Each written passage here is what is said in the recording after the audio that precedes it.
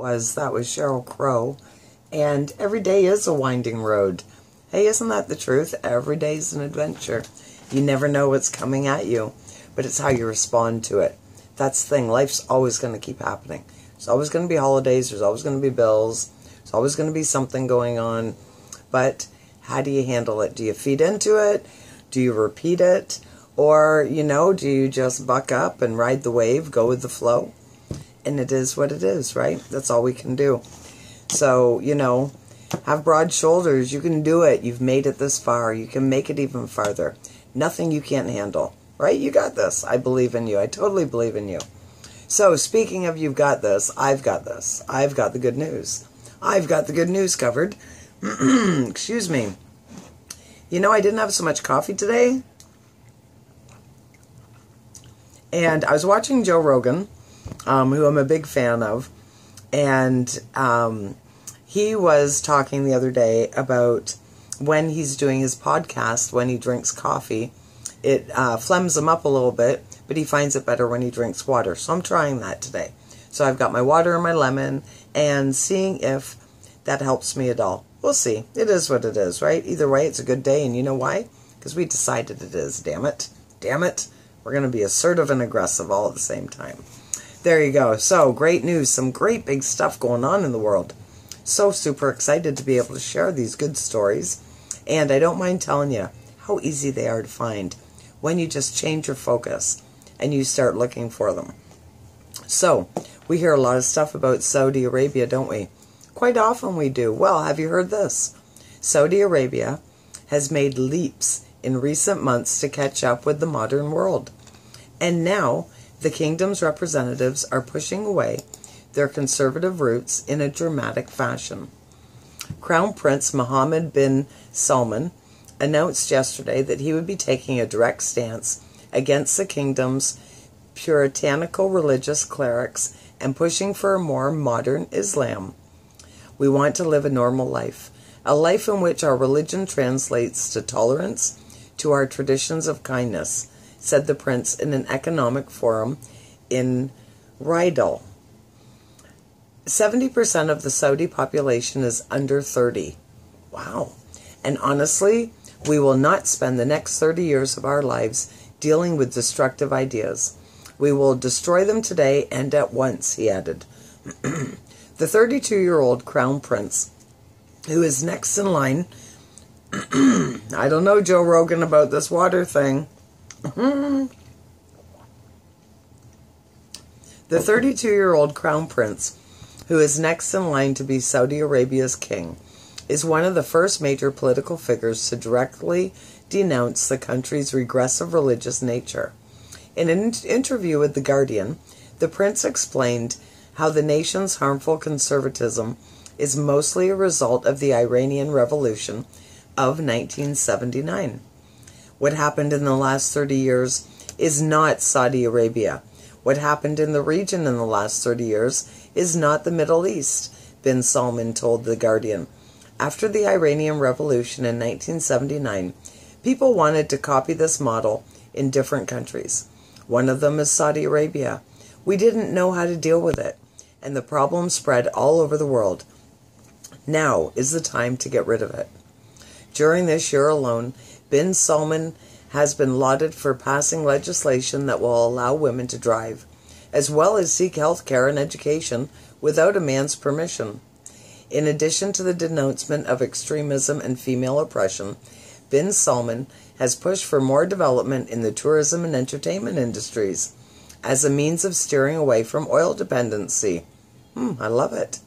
Saudi Arabia, which is ranked as one of the world's top crude oil exporters, also recently launched a $50 million initiative to phase out fossil fuels in favor of renewable energy. The country plans on harnessing 10 gigawatts of renewable energy by 2023 by constructing several wind and solar plants throughout the nation. The initiative will not only be economically beneficial for the nation's residents, but will also help curb Saudi Arabia's main federal income away from crude oil, as well as help the country meet worldwide sustainability energy goals. Wow, is that ever cool? Hey, and I think that's totally breakthrough. That is awesome. These are the kind of news articles that instill hope. Let's have a little hope. Can we pass the hope around, please? That would be wonderful. Okay, so next story. Also, good world news. Man, I love this. Yet another positive trend has emerged from around the world. Since child labor rates have plummeted by almost half since the turn of the millennium, more and more kids are getting an education and enjoying their childhood instead. According to new data from the International Labor Organization, child slavery has dropped from 250 million in 2000 to 152 million in 2016, roughly a 40% decline. The number of children working in hazardous sections dropped by half, and rates also declined seen across all child labor sectors, including agriculture, industry, factory, and trafficking. Yeehaw! How awesome is that? Additionally, children who are freed from modern slavery are more likely to get an education and enjoy their childhoods. There's a novel idea. The report was created in collaboration with Alliance 8.7, a global partnership dedicated to taking immediate and effective measures to eradicate forced labor, end modern slavery, and human trafficking, and secure the prohibition and elimination of the worst forms of child labor, including recruitment and use of child soldiers, and by 2025, end child labor in all its forms. Oh man, that's exciting. And 2025 isn't that far away. We're like a minute away from 2018, I'm afraid to say. The U.S. Department of Labor stated that out of 135 countries that were surveyed on their child labor rates, 61% showed moderate to significant advancement. The regions that showed the most improvement was Northern Africa, with 75% showing improvement, and Brazil, which showed 69% improvement. These are great numbers. The organization says that the decline in child slavery and trafficking is largely credited to countries adopting firmer legislation against child labor, providing adequate funding for enforcement, and encouraging more efficient labor inspections. While certain events, such as the Syrian war, have slowed the crackdown on child labor in more recent years, the shift in global attitude and enthusiasm is cause for optimism.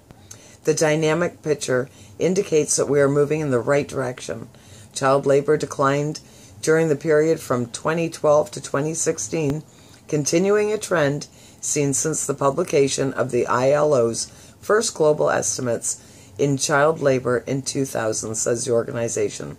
Real advances have been made in the fight against child labor, providing an important foundation for efforts moving forward. That is absolutely awesome. And you know, if you're like me at all, when I heard about do you remember, oh boy, where was that? Bangladesh or something, where they were making the clothes, and they're in a big high building and a bunch of levels collapsed. Do you remember that? And it was poor maintenance. It was poor conditions for the employees. I will remember that for the rest of my life.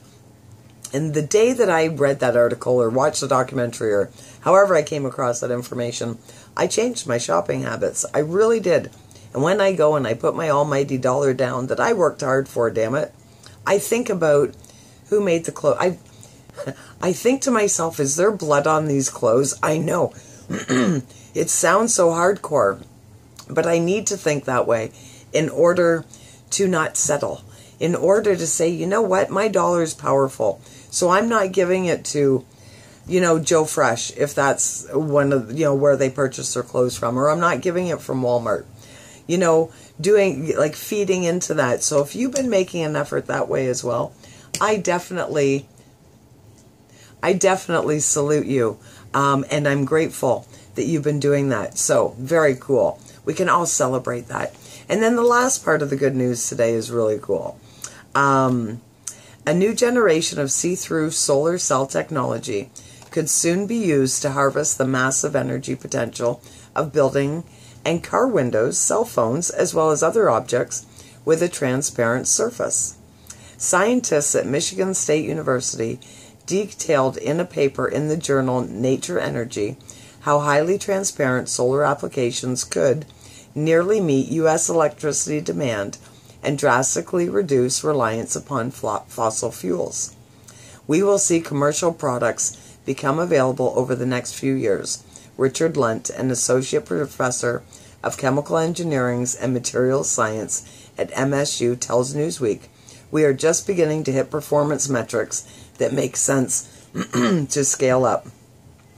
Isn't that awesome? That is so cool. So they'll be able to put these ultra-thin transparent solar panels. They can potentially be retrofitted into skyscrapers, smartphones, meaning windows and screens could not need to be replaced in order to generate electricity from buildings or electronic devices. That is so cool. Can you imagine that? Rooftop solar panels that have an efficiency between 15 and 18%, where the see-through solar panels record efficiencies of around 5%. However, Lunt says he expects to see threefold improvement in efficiency of the transparent solar cells. We are just moving in leaps and bounds with these alternate energies. Have you seen the video where the panels are in the road, and so it activates the lights and keeps the roads from freezing? Here in Canada, that would be wonderful. I've also seen other examples where it is in the windshield of a car, and then that keeps your attaches to your battery, right? It's powering up. Great, wonderful things. We are going in leaps and bounds in this world. So cool, so awesome, so positive. So that, my friend, is the good news, and I hope you share it. You know, if you're seeing me on video or listening to me on the radio, please spread the word.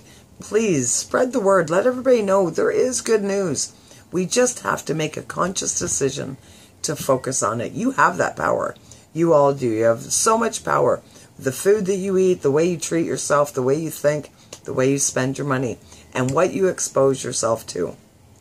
Expose yourself to good news, and good things will come to you. You'll feel good. You'll wake up in the morning feeling inspired. Do you wake up and think, oh, here we go again? Or do you wake up and think, bring it on. What's the world got for me for today? Right? Or somewhere in the middle. Somewhere in the middle is good too. So there you go. That's your good news. All those stories will be posted on the Positive Power Facebook page for you to check out at your convenience.